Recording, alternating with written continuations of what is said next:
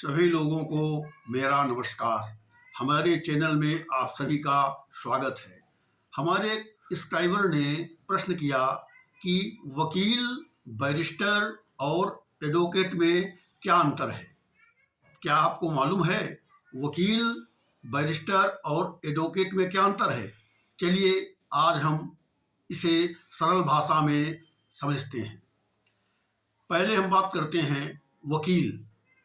वकील जिसे अंग्रेजी में हम लॉयर कहते हैं। तो वकील वो व्यक्ति होता है जिसने भारत में किसी भी संस्था से लॉ की डिग्री प्राप्त कर ली हो, मतलब एलएलबी की परीक्षा पास कर ली हो, वो व्यक्ति वकील कहलाता है।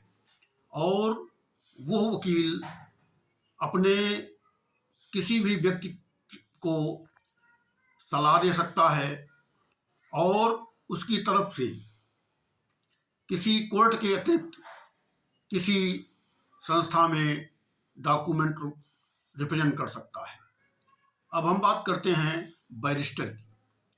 बैरिस्टर एक्चुअल में उस समय ब्रिटिश पीरियड में जो इंग्लैंड में लोग कानून की पढ़ाई करने जाते थे और वहाँ से इन ऑफ कोर्ट संस्था द्वारा एलएलबी की डिग्री प्राप्त करते थे, उन्हें बैरिस्टर की डिग्री मिलती थी और उन्हें हम बैरिस्टर कहते थे।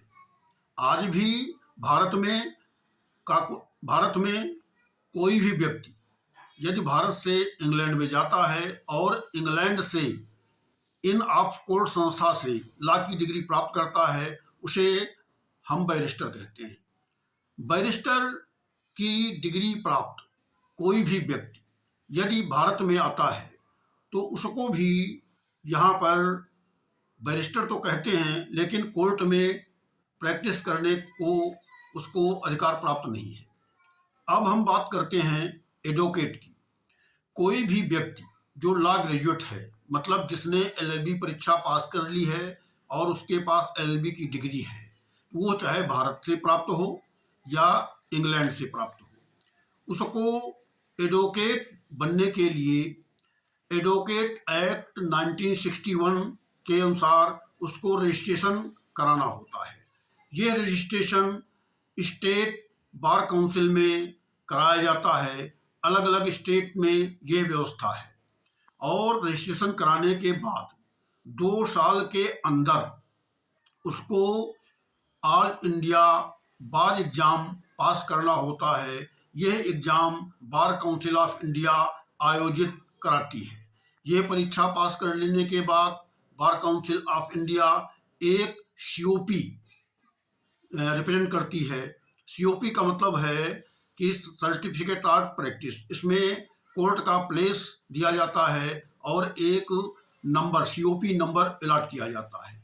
इस तरह से जो व्यक्ति एलएलबी डिग्री धारक है और उसने बार काउंसिल ऑफ स्टेट में रजिस्ट्रेशन करा लिया है और उसने बार काउंसिल ऑफ इंडिया द्वारा आयोजित परीक्षा AIBE पास कर ली है और उसको सीओपी प्राप्त हो गया है, ऐसा व्यक्ति एडवोकेट कहलाता है। और एडवोकेट का ये अधिकार होता है और कर्तव्य भी होता है कि वो किसी भी कोर्ट का मतलब है कि चाहे वो सेशन कोर्ट हो, चाहे हाई कोर्ट हो और चाहे सुप्रीम कोर्ट हो, या इसके अतिरिक्त और जो लोअर कोर्ट हैं, उनमें प्रैक्टिस कर सकता है, अपने क्लाइंट को रिप्रेजेंट कर सकता है, किसी कोर्ट में आर्गूमेंट कर सकता है। ये सारे उसके अधिकार और कर्तव्य होते हैं। अब अभी हाल में सुप्रीम कोर्ट ने एक फैसले में इस अंतर को और क्लियर किया है। उसने कहा कि कोई भी संस्था, जांच संस्था जैसे ईडी या सीबीआई किसी भी एडवोकेट को समन नहीं कर सकती है जब तक कि उसको एविडेंस एक्ट 132 के अनुसार विशेष अनुमति न मिल गई हो। इस प्रकार उसने एक चीज़ और क्लियर की कि ये एडवोकेट को कोई भी संस्था या ईडी जैसे कि वो समन जारी नहीं कर सकती है। लेकिन कोई ऐसा लॉ ग्रेजुएट जो किसी फर्म में नौकरी कर रहा है या उसको सलाह दे रहा है और उससे नियमित वेतन पा रहा है, वो एडवोकेट नहीं कहलाएगा। एडवोकेट के लिए आवश्यक है कि वो सीओपी प्राप्त हो, उसको कोई भी जांच एजेंसी समन नहीं कर सकती है।